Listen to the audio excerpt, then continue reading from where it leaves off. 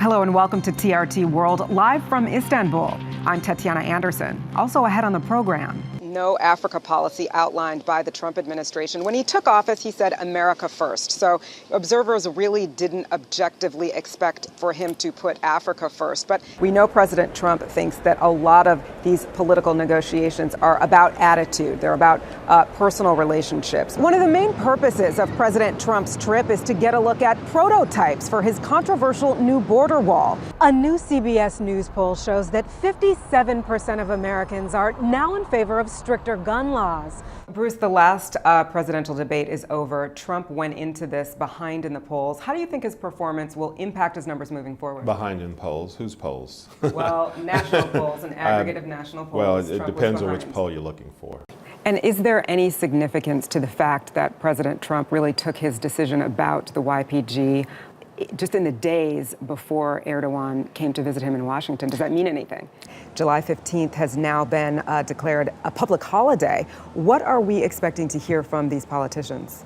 We heard from the mothers of Black Americans who were killed by gun violence or by police this week at the Democratic National Convention. How important is it to highlight these issues when it comes to the modern day civil rights struggle? It is very, very important. This is a show of solidarity among House and Senate Democrats over what they say is an historic injustice. This storm system is once again having its effect on the World Series. Officials announced that Game 5 will not resume in Philadelphia until tomorrow night, weather permitting, of course. Brian? Hard to believe we're talking about 60-mile-an-hour winds along the Jersey Shore tonight. That is the news for now. Your headlines are up next.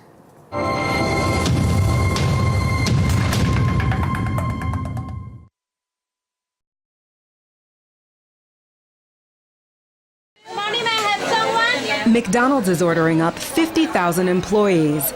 Candidates lined up at stores from Miami to Chicago, filling out applications to become everything from crew member to manager. And in a tough job market, many see the Golden Arches as a golden opportunity.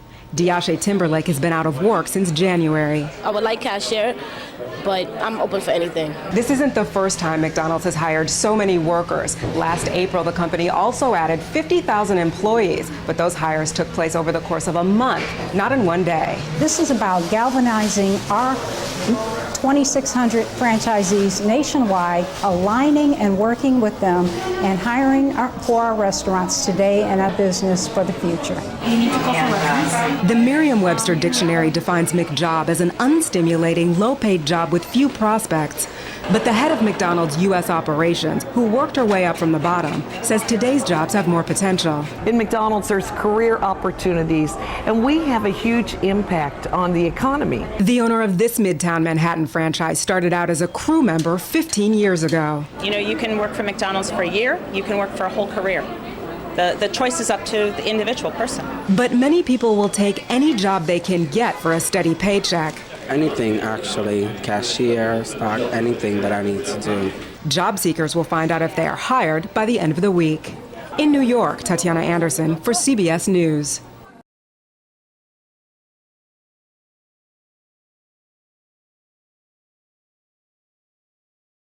Protesters are on the streets just behind me. They're actually hurling bottles of water in our direction. This is the third day of protests here in downtown Charlotte, North Carolina, following that shooting death of Keith Lamont Scott. This is something that the presidential candidates are weighing in about. Hillary Clinton reaching out to the city's mayor and Donald Trump reaching out to the state's governor. This is the message that people have here on the streets. They're very intent on getting that across. All of this happening, though, as state officials are working to get to the bottom of what happened. At the center of the investigation into the death of Keith Scott, the question of whether or not he was carrying a gun at the time and if he pointed it at police. Family members are demanding that police release the video from the incident that's already been studied by investigators. Ultimately, what I think the whole community here wants is the truth. Scott's family says he was carrying a book when he was shot, not a gun. They say he posed no threat. Charlotte Police Chief Kerr Putney says the family is being allowed to watch the video, but he says he has no intention of releasing it to the general public. Conflicting stories of the fatal shooting have led to consecutive nights of rioting in Charlotte, forcing North Carolina Governor Pat McCrory to declare a state of emergency in the state's largest city. The National Guard has been mobilized. National Guardsmen and highway patrol officers are working alongside the Charlotte police force. The governor says they will remain until normalcy is restored. The shooting death is now being investigated by the State Bureau of Investigation, following a request by the Scott family. Investigators are also determining whether charges should be brought against the police officer who fired the fatal shots. For now, the city of nearly 1 million people remains on edge and is the latest to add to a grim statistic of another black man killed by police. And as for that video, a lawyer for the Scott family says that they had the opportunity to watch 2 of those videos, and after seeing those videos, they have more questions than answers.